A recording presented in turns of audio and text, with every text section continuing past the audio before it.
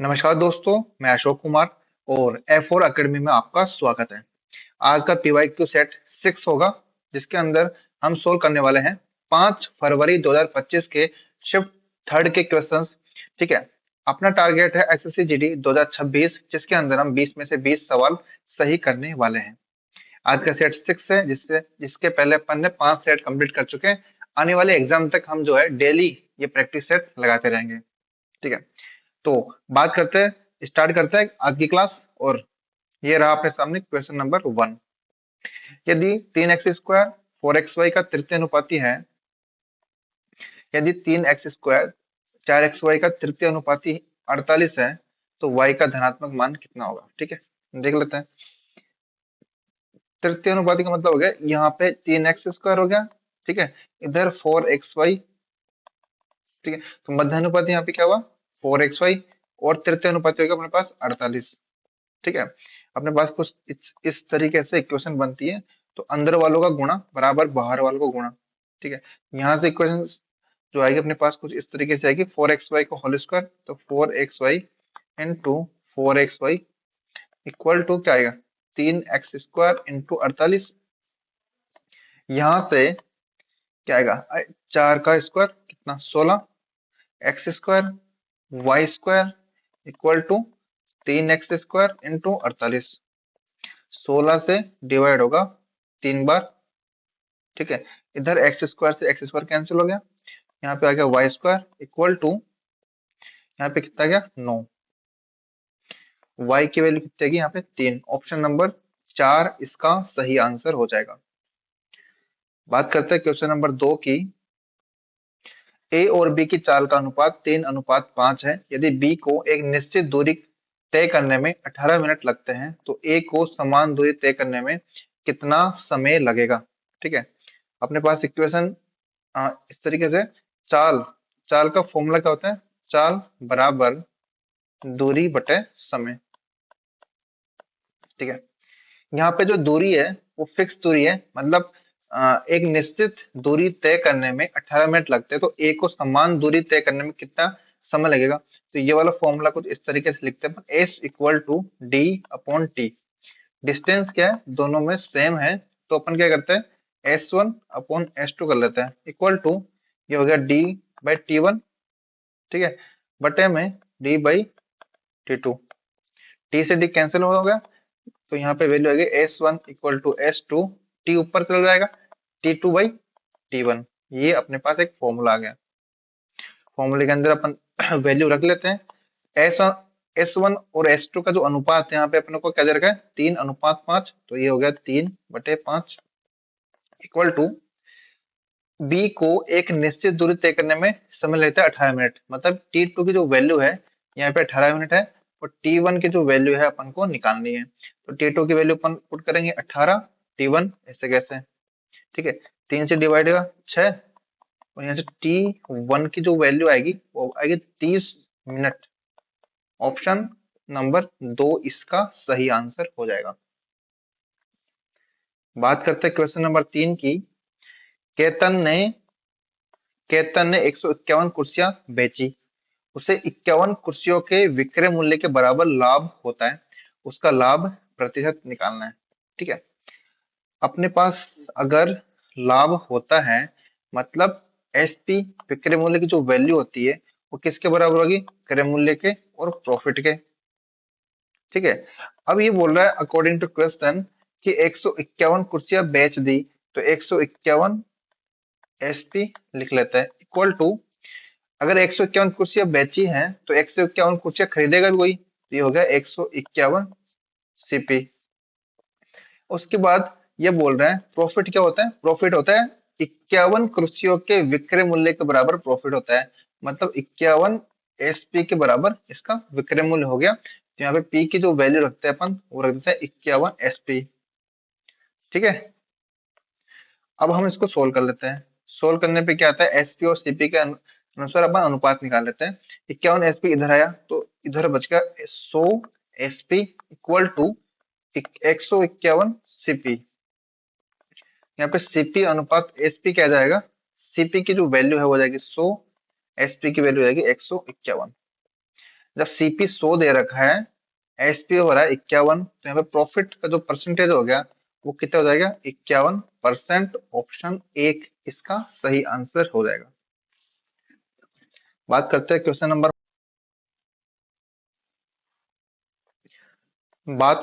Number 4 की। इसके अंदर बोला यदि एक अर्धगोले की त्रिज्या 13√3 सेंटीमीटर है तो इसका वक्र पृष्ठीय क्षेत्रफल निकालना है। अर्धगोला कुछ इस तरीके से होता है, ठीक है। अगर अर्धगोले का वक्र पृष्ठीय क्षेत्रफल निकालना हो तो इसका क्षेत्रफल होता है पाई 2 पाई r²।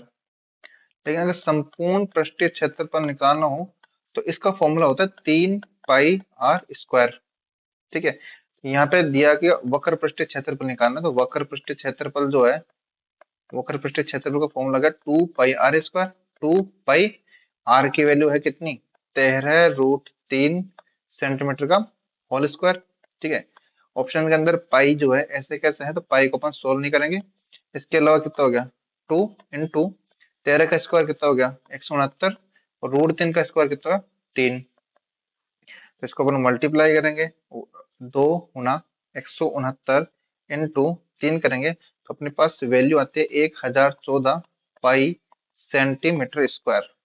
तो ऑप्शन नंबर 2 इसका सही आंसर हो जाएगा। बात करते हैं क्वेश्चन नंबर 5 की। ईंधन की कीमत क्रमागत 3 महीनों में 40%, 50% और 15% कम की गई, लेकिन चौथे महीने में 40% की वृद्धि की गई। चौथे महीने में ईंधन की कीमत में उसकी मूल कीमत की तुलना में कितने परसेंट की वृद्धि या कमी हुई है? मतलब फाइनल अपन को बताना है कि पहले कितनी थी और लास्ट में कितनी थी। ठीक है।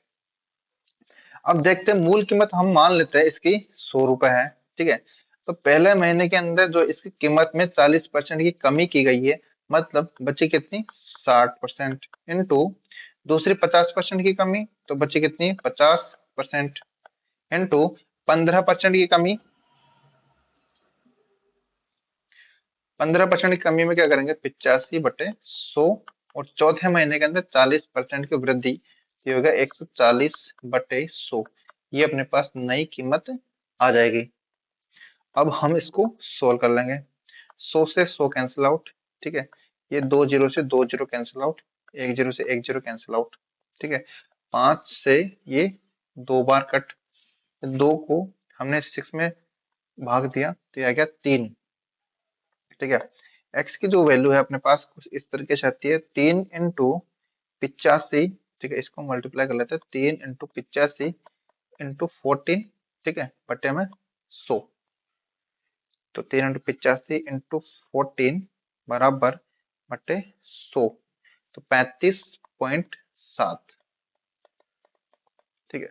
अब 35.7 है, इसका मतलब है कितने परसेंट की कमी गई है? तो कमी जो है इसके अंदर 100 में से अपन ये निकाल देंगे, 100 माइनस 35.7 इक्वल टू, तो माइनस अगर 35.7 करेंगे तो अपने पास वैल्यू आती है 64.3% की कमी की गई है। ऑप्शन नंबर 3 इसका सही आंसर है।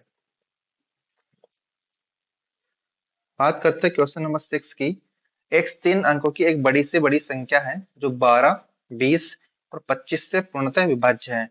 एक्स के अंकों का योग ज्ञात कीजिए। ठीक है। हम क्या करते हैं, सबसे पहले सबसे एक्स 3 अंकों की सबसे बड़ी संख्या है। 3 अंकों की सबसे बड़ी संख्या है तो हम क्या मान लेते हैं, 3 अंकों की सबसे बड़ी संख्या कौन सी होती है? 99। ठीक है। 999 सबसे बड़ी संख्या एक तरीके से है। अब हमें ऐसी संख्या निकालनी है जो इन तीनों से डिवाइड हो। इन तीनों से डिवाइड होने का मतलब है अपन इसका एलसीएम निकाल लेते हैं। 12, 20 और 25 का अपन एलसीएम निकालते हैं। 2 से डिवाइड किया 6, 10, ये 25। फिर 2 से डिवाइड किया 3, 5, 25। 3 से डिवाइड करेंगे 1, 5, 25। इस बार 5 से डिवाइड किया तो 1, 1, 5। फिर 5 से डिवाइड किया 1, 1, 1। इसका एलसीएम हो जाएगा इन सबका मल्टीप्लाई। तो 2 इंटू 2 इंटू 3, 5 इंटू 5। ठीक है। ये हो गया 4×3 12, 12×5 60, 6×5 300। 300 जो है अपने पास इसका एलसीएम है। अब 300 का मल्टीप्लाई करेंगे, ठीक है, 300 का मल्टीप्लाई करेंगे, वो संख्या निकालनी है जो तीनों संख्याओं से डिवाइड हो और 3 अंकों की सबसे बड़ी संख्या हो। ठीक है, जब हम 300 को एक बार मल्टीप्लाई करेंगे तो 300 आता है। ठीक है, 300 को 2 बार मल्टीप्लाई करते हैं तो 600 आता है। 300 को 3 बार मल्टीप्लाई करते हैं तो आता है 900। और 300 को 4 से डिवाइड मल्टीप्लाई करेंगे, ये आएगा 1200। 1200 हो गई 4 अंकों की संख्या।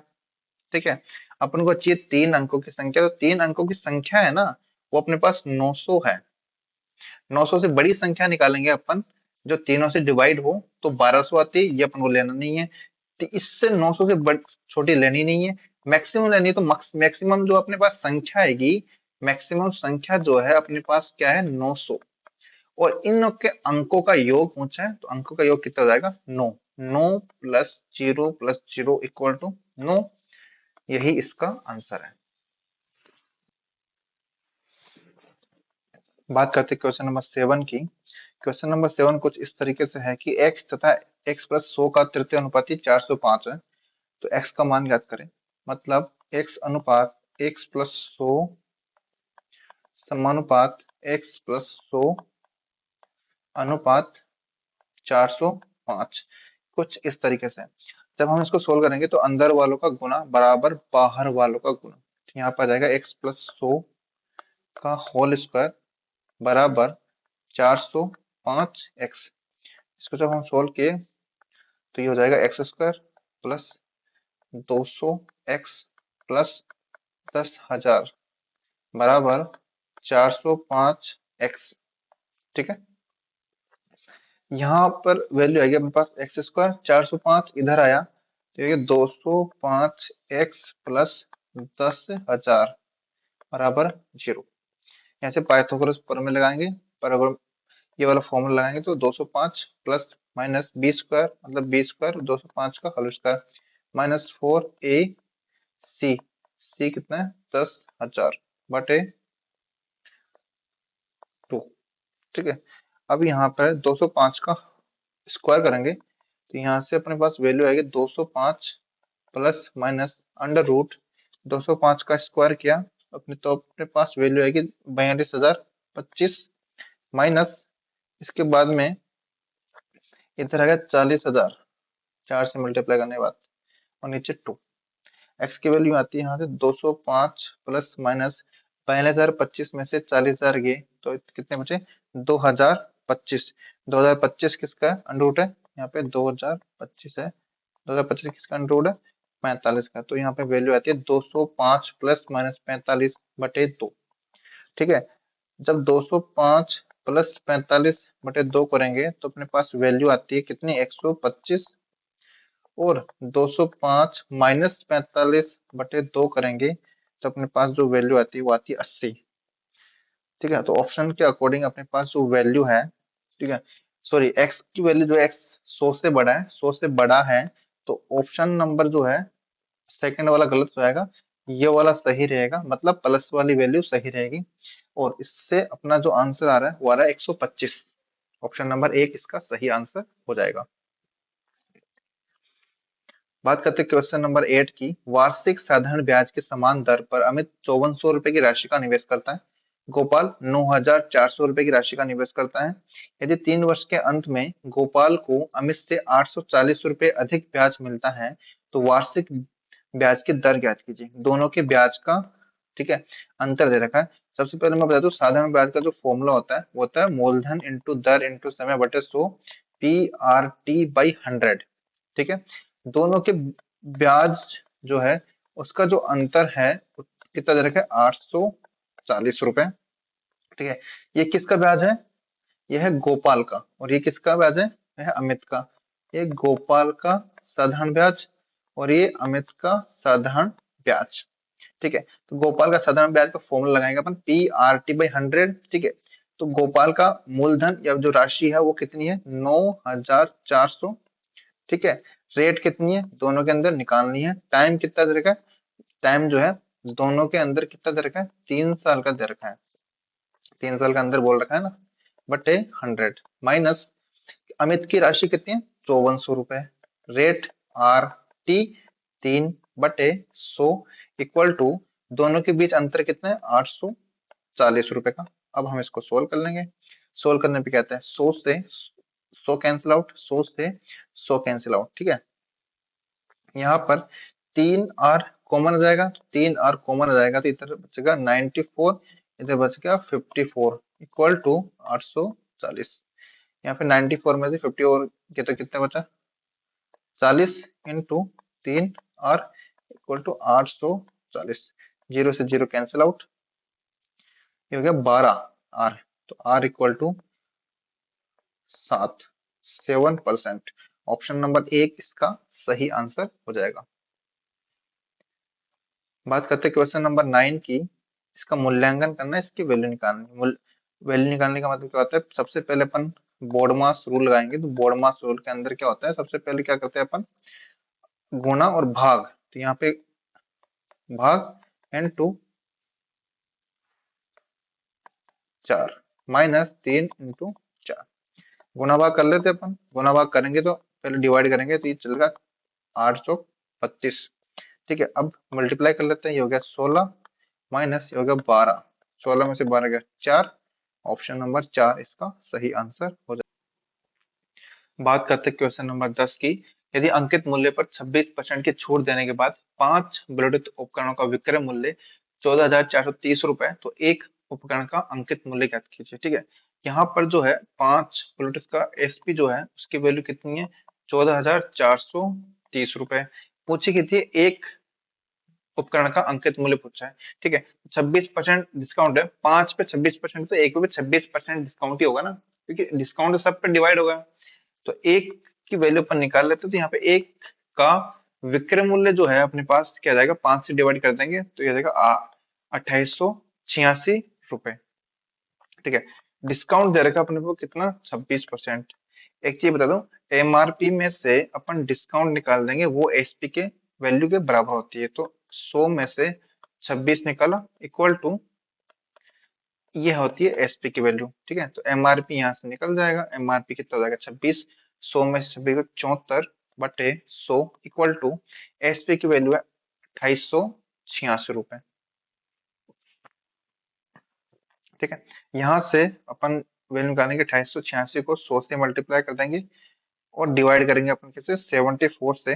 तो एमआरपी की जो वैल्यू है यहाँ पे अपने पास 2886/74 इंटू 100 करेंगे तो अपने पास वैल्यू आती है 3900 रुपए।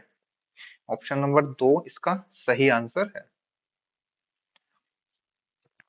क्वेश्चन नंबर 11, एक खुदरा विक्रेता 22,400 रुपए में 12 जोड़ी जूते खरीदता है। उसका ऊपरी खर्च जो है वो 1600 रुपए है। यदि वह इन 12 जोड़ी जूतों की बिक्री से 28,500 रुपए अर्जित करता है तो उसका लाभ परसेंट ज्ञात कीजिए। सबसे पहले उसने सीपी जो है, सीपी की जो वैल्यू है कितनी है, 12 जोड़ी की, वो है 22,400 रुपए। 22,400 रुपए में वो खरीदता है, उसके ऊपर खर्च कितना करता है, उसके ऊपर खर्च करता है 1600 रुपए, ठीक है। टोटल जो है वो जूते कितने के पड़े उनके, तो 22,400 के अंदर 1600 रुपए ऐड किए अपन, तो खर्चा जो है मिला के टोटल अपने पास पड़े हैं 24,000 रुपए के, ठीक है। अब जो है इनको बेचता है ना, तो बेचता है तो इनको 28,500 रुपए के अंदर बेचता है। तो प्रॉफिट कितना हो गया, तो प्रॉफिट जो है यहाँ से वो बनता है 28,500 में से 24,000 जब निकालेंगे तो वैल्यू आती है 4,500 रुपए का प्रॉफिट। अब परसेंटेज के अंदर पूछा है प्रॉफिट, तो 45,000 सीपी कितना है, 24,000 इंटू 100। जब इसको मल्टीप्लाई करेंगे तो 4500 इंटू 100 बराबर बटे 24,000 करेंगे तो वैल्यू आती है 18.75%। ये अपना प्रॉफिट हो गया। ऑप्शन नंबर 4 इसका सही आंसर। बात करते हैं क्वेश्चन नंबर 12 की। एक कक्षा के 39 विद्यार्थियों का औसत 39 वर्ष है। यदि शिक्षक की आयु सम्मिलित कर ली जाए तो संपूर्ण समूह की औसत आयु 40 वर्ष आती है। शिक्षक की आयु ज्ञात कीजिए। मतलब जब 39 विद्यार्थी रहते हैं, 39 जो विद्यार्थी है उनका औसत कितना है, 39 है। तो टोटल जो है यहाँ पर कितना हो जाएगा, 39 इंटू 39 करेंगे तो 1521। जब एक टीचर इसके अंदर ऐड होता है तो टीचर ऐड होता है तो अपने पास टोटल जो है लोग कितने हो गए 40, और 40 का औसत कितना दे रखा है 40 दे रखा है। तो यहाँ से टोटल लोगों की टोटल आयु कितनी जाएगी 1600। ठीक है, ये 40 जनों का है या 39 जनों का है। ठीक है, तो अब इसके अंदर टीचर की जो आयु निकलेगी वो कैसे निकल जाएगी, 16 में से 1521 निकालेंगे तो कितने आएगा अपने पास, इसकी वैल्यू हो जाएगी 79। ऑप्शन नंबर 4 इसका सही आंसर हो जाएगा। बात करते हैं क्वेश्चन नंबर 13 की। एक कंप्यूटर की कीमत 22,200 रुपए है। 25% की कमी के बाद कंप्यूटर की कीमत कीमत जो है वो कितनी होगी। ठीक है, अब कीमत जो है कितनी है 22,200 रुपए। 25% की कमी करनी है। 25% की कमी करने का मतलब होता है अपने पास कितने बचा, 75% की वैल्यू बची। अब इसको सोल्व करेंगे तो दो जीरो से दो जीरो कैंसिल आउट। जब 222 को मल्टीप्लाई करेंगे 75 से, इसकी वैल्यू होती है 16,650 रुपए।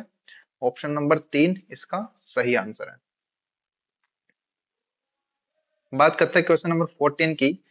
निम्नलिखित का मान ज्ञात कीजिए। अपने पास वैल्यू है 63/9 इंटू 14/7 प्लस 19/1 इंटू 7 - 6। ठीक है, यहाँ हम इसको सोल्व करते हैं। सबसे पहले इससे डिवाइड करते हैं। ये जाएगा 9 को 7 से मल्टीप्लाई किया 63। ठीक है, ये 2 बार गया। ठीक है, 7 में 6 गया तो कितना बचा 1। तो ये 7 इंटू मल्टीप्लाई यहाँ पे 2 प्लस 19 यहाँ पे मल्टीप्लाई में 1। ठीक है, अब इसको सोल्व कर लेंगे। 7 इंटू 19, 19 से 2 कितना हुआ 21। तो यहाँ आती है 7 और 7 ना 14, 147। ऑप्शन नंबर 4 इसका सही आंसर। क्वेश्चन नंबर 15 की बात करते हैं। 15 अपने पास है कि एक कार 8 किलोमीटर की 4 क्रमिक दूरियां 12 किलोमीटर प्रति घंटा, 18 किलोमीटर प्रति घंटा, 24 किलोमीटर प्रति घंटा और 36 किलोमीटर प्रति घंटा की चाल से चलती है। पूरी दूरी के लिए इसकी औसत चाल ज्ञात कीजिए। ठीक है, औसत चाल निकालने के लिए अपने पास जो फॉर्मूला है वो तो कुछ इस तरीके से है कि total distance upon total time. ठीक है, तो इसके लिए अपन निकाल लेते हैं। टोटल डिस्टेंस कितनी रहेगी, 8 किलोमीटर की प्रति घंटे, 8 किलोमीटर चल रही है तो 8 kilometre plus 8 kilometre, 8 kilometre plus 8 kilometre, क्योंकि चार चाल अलग चलती है। अब जो है स्पीड बराबर क्या होता है, डिस्टेंस अपॉन टाइम। यहाँ से टाइम निकाल लेंगे, टाइम हो जाएगा क्या हो जाएगा डी अपॉन स्पीड। ठीक है, तो यहाँ पे जो है सबसे पहला टाइम जो है वो कितना आएगा 8 किलोमीटर, स्पीड कितनी है 12 प्लस दूसरी कितनी है 8/18 प्लस 8/24 प्लस 8/36। अब हम जो है इसको सोल्व कर लेंगे। इसको सोल्व करेंगे तो अपने पास क्या आएगा, ऊपर आ गया 32। ठीक है, यहाँ से कॉमन ले लिया अपन ने। क्या पहले अपन यहाँ से काट सकते हैं तो अपने पास ये 2 बार जाएगा, ये 3 बार कटेगा, ये 4, ये 9, ये 2 8, ये 6 बार कट जाएगा और ये हो जाएगा 1/3। ठीक है, ये 2 बार, ये 9 बार। तो अपने पास नीचे है 2/3, आगे ऊपर 4/9, ये आएगा 1/3, ये 2/9। ठीक है, जब हम इसको सोल्व कर लेते हैं, यहाँ पे एलसीएम आता है कितना 9, तो ये होगा 6, ये 4, 3 से भाग दिया 3, 3 एकम 3 और ये 9 का 9। ठीक है, यहाँ देखते हैं ऊपर 32, नीचे कितना आएगा 6 और 4 10, 10 और 5 15, 9 ऊपर चला गया। ठीक है, अब हम इसको सोल्व करेंगे तो 32 इंटू 9 बटे कितना 15, 32 इंटू 9 होगा 3, 3 × 5 = 15। 32 को 3 से मल्टीप्लाई किया और 5 से डिवाइड किया, 32 को 3 से मल्टीप्लाई किया और 5 से डिवाइड किया, 19.2। ऑप्शन नंबर 2 इसका सही आंसर है।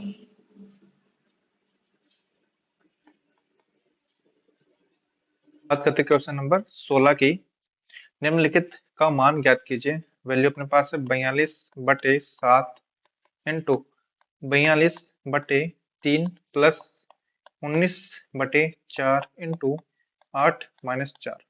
ठीक है, जब हम इसको सोल्व करते हैं तो इस 7 से डिवाइड हो गया कितनी बार, 6 बार। ये हो गया 3 एकम 3 और ये 14 बार। ठीक है, और उसके बाद में 19/4, 4 8 में से 4 गया तो कितना बच गया, 4। यहाँ पर 4 इंटू, ये 4 से 4 डिवाइड कट गया, इधर आ गया 14 प्लस इधर बच गया 19। एक तो हो गए 20, 33, 33 को 6 से मल्टीप्लाई किया तो अपने पास जो वैल्यू आती है 198 आती है। ऑप्शन नंबर 1 इसका सही आंसर है। क्वेश्चन नंबर 17, एक 4 पुरुष और 3 महिला एक कार्य को 6 दिनों में कंप्लीट करते हैं तथा 5 पुरुष और 7 महिलाएं उसी काम को 4 दिनों में कंप्लीट कर देते हैं। 8 पुरुष 6 महिलाएं उसी कार्य को पूरा करने में कितना समय लगाएंगे। तो अपने पास कुछ इस इक्वेशन जो इस तरीके से बनेगी, 4 मैन प्लस 3 वुमेन काम करते हैं 6 दिन में, ठीक है, बराबर 5 पुरुष 7 महिलाएं उसी काम को करते हैं 4 दिनों में। ये अपने पास इक्वेशन है, इसको हम सोल्व करते हैं। सोल्व करने पे क्या आता है, ये 3 बार, ये 2 बार, अंदर मल्टीप्लाई करेंगे 12m, इधर आ गया 9w, इधर 2 अंदर मल्टीप्लाई किया तो 10m, ये आ गया 14w। ठीक है, m इधर आ गया तो इधर आ गया 2m, 9 इधर आ गया तो कितना बचा 8w। तो m बटे w का जो अनुपात है हो जाएगा 4:1। ठीक है, अब ये पूछ रहा है कि 8 पुरुष और 6 महिलाएं उसी काम कार्य को पूरा करने में कितना समय लगाएंगे। ठीक है, तो अब जो है टोटल काम करने के लिए पहले हम इसकी वैल्यू निकाल लेते हैं कि कितनी वैल्यू आती है। 8 m की वैल्यू कितनी मान लीजिए 4 प्लस 6 w की वैल्यू 1, यहाँ के 832 प्लस 6, ये आ गया 38। ठीक है, अब 8m और 6w पूरा काम करने के लिए कितना समय लगाएंगे। टोटल वर्क जो है अपने पास किसी को मान लेंगे, या तो इसको मान लेंगे या इसको मान लेंगे। टोटल अपने पास वर्क कितना है, 4m 3w into 6 total work. ठीक है, इसकी वैल्यू निकाल लेते हैं। तो 4 इंटू m क्या है 4 प्लस 3w 1 इंटू 6। ठीक है, हो गया 16 प्लस 3 इंटू 6, 19 इंटू 6, 19 इंटू 6 कितना होता है, 19 इंटू 6 होता है 114। ठीक है, अब जो है इनके अलावा इनके द्वारा जो है टाइम कितना लगेगा, तो टोटल काम बटे 8m प्लस 6w के द्वारा किया गया, अगर इनसे करते थे इनकी जो है वैल्यू है 38, तो 114 में 38 से डिवाइड किया तो वैल्यू आती है 3। 3 से ऑप्शन नंबर 1 इसका सही आंसर है। सबसे पहले एम और डब्ल्यू का अनुपात निकालेंगे। अनुपात निकालने से एक टोटल काम निकाल लेंगे। ठीक है, टोटल काम किसी को मान लेंगे, या तो इसको मान लेंगे या फिर इसको मान लेंगे। ठीक है, दोनों बराबर है। टोटल काम निकाल लिया, किसके द्वारा किया जा रहा है, 8m और 3 6 महिलाओं के द्वारा, मतलब 8 पुरुष 6 महिलाओं के द्वारा। तो 8 पुरुष और 6 महिलाओं का जो अनुपात के अकॉर्डिंग वैल्यू निकाल लेंगे 38। टोटल काम में 38 से डिवाइड किया तो अपने पास आंसर आ जाएगा 3 दिन। क्वेश्चन नंबर 18, यदि 4% वार्षिक ब्याज दर से 3 वर्षों के चक्रवृद्धि ब्याज तथा साधारण ब्याज का अंतर 228 रुपए है तो मूलधन ज्ञात कीजिए। ठीक है, जब 2 वर्ष का दे रखा होता है तो अपन निकाल लेते हैं आर स्क्वायर अपॉन 100% करके, बट यहाँ पे 3 वर्ष का दे रखा है तो यहाँ पे जो वैल्यू है हम इस तरीके से लेंगे कि 3 बार जब हम एसआई सीआई निकाले तो अपनी वैल्यू कट जाए। यहाँ पर रेट दे रखी है 4%। ठीक है, अब यहाँ से रेट के अकॉर्डिंग क्या करेंगे अपन, ताकि वैल्यू कट जाए तो अपन मान लेते हैं जो पी है, माना मूलधन जो है, मूलधन की वैल्यू मान लेते हैं कितना, 4/100 इंटू 4/100 इंटू 4/100, ताकि 3 बार कटे तो कोई वैल्यू जो है पॉइंटों में नहीं आई, अपनी इक्वेशन कैलकुलेशन जो है वो अपनी सोल्व हो जाए। सॉरी, 4/100 नहीं, मतलब इसकी जो वैल्यू आर 4% की वैल्यू कितनी होगी, 4/100, ये हो गया 1/5। 25। तो मूलधन जो है अपन मानेंगे कितना, 25 × 25 × 25। तो 25 × 25 × 25 कितना होता है, 15,625। ये वैल्यू मान लेते हैं। तो हम जब पहले साल का जो सीआई निकालेंगे तो कैसे निकालेंगे, 15,625 का 1/25। ठीक है, तो यहाँ पे वैल्यू आती है 625। दूसरे साल का निकालेंगे 1/25, जाएगा 25। तीसरी बार भी निकालेंगे तो 1/25 करेंगे, सॉरी यहाँ पे है 25, तो यहाँ पे वैल्यू आती है 1। 3 साल का सीआई निकालना होता है तो अपन क्या करते हैं, 3 × 3 × 1 करते हैं। ये वाली जो वैल्यू है वो तो क्या है, एसआई के बराबर वैल्यू आती है। 625 को मल्टीप्लाई करते हैं किससे, 3 से, 1875 रुपए जो होता है क्या, दोनों का योग कितना होता है, यहाँ पे है 75, यहाँ पे हो गया 1, टोटल हो गए 76 रुपए। और ये जो वैल्यू है वो है सी आई माइनस एस आई का अंतर। जब 76 जो है अनुपात के अकॉर्डिंग जो हमने माना है उसके हिसाब से जो वैल्यू है वो है 76। ठीक है, और यहाँ पे क्वेश्चन में दे रखा है सीआई तथा साधारण ब्याज का अंतर 228 रुपए, मूलधन ज्ञात कीजिए। ठीक है, जब जो है 76 रुपए की जो वैल्यू है, 76 की जो वैल्यू है वो 228 रुपए है, तो हमने माना है 15,625। तो 15,625 माना है तो इसकी वैल्यू कितनी जाएगी, तो 228 में 76 का भाग देंगे और 15,625 से मल्टीप्लाई कर देंगे। 228 में भाग दिया 76 का 3 बार और 3 से मल्टीप्लाई कर दिया 15,625 से, तो वैल्यू आती है 46,875। ऑप्शन नंबर 2 इसका सही आंसर हो जाएगा। क्वेश्चन नंबर 19 की बात करते हैं। समान ब्याज दर पर 2 वर्ष में साधारण ब्याज 40 रुपए, चक्रवृद्धि ब्याज 65 रुपए, तो मूलधन ज्ञात कीजिए। ठीक है, तो यहाँ पर जो है पहले साल का जो है 2 वर्ष का जो सीआई, 2 वर्ष का एसआई कितना है, 40 रुपए। ठीक है, तो 1 वर्ष का एसआई कितना जाएगा, जाएगा 20 रुपए। ठीक है, यहाँ पर 2 साल का सीआई दे रखा है कितना, 65 रुपए। तो पहले वर्ष का, यहाँ से पहले वर्ष का सीआई जो है 20 ही होगा।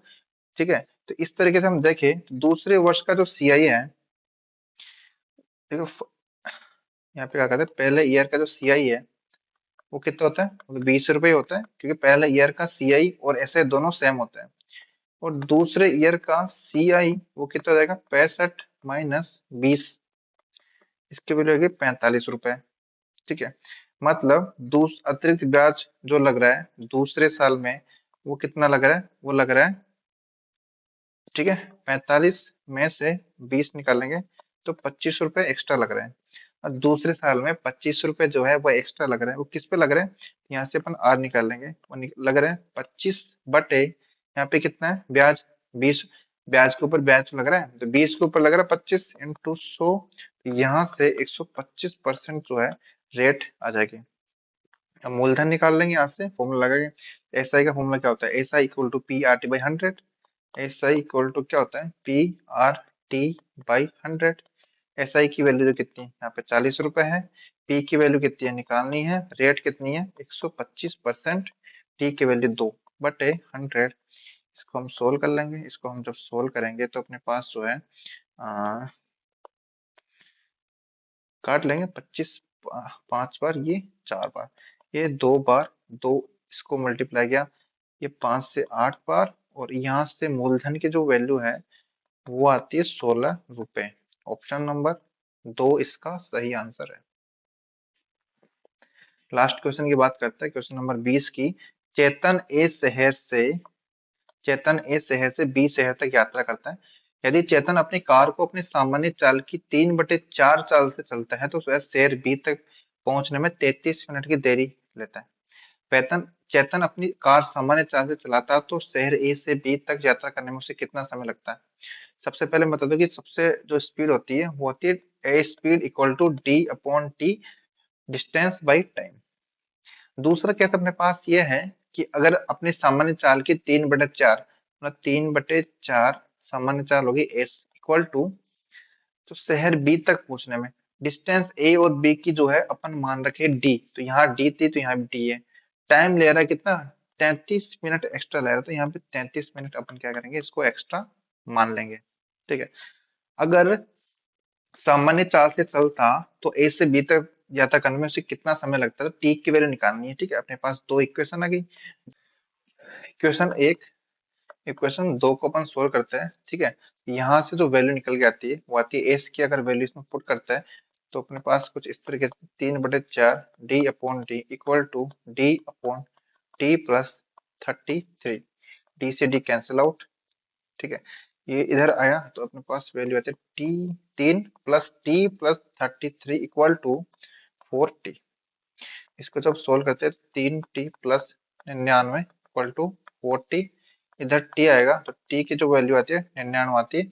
ऑप्शन नंबर 3 इसका सही आंसर हो जाएगा। अगर आज आपको आज की क्लास पसंद आती है, अगर आपको सब कुछ समझ में आता है, तो आप प्लीज इसको लाइक कीजिए, शेयर कीजिए एंड सब्सक्राइब कीजिए। अगर आपको कुछ समझ नहीं आता प्लीज कमेंट कीजिए।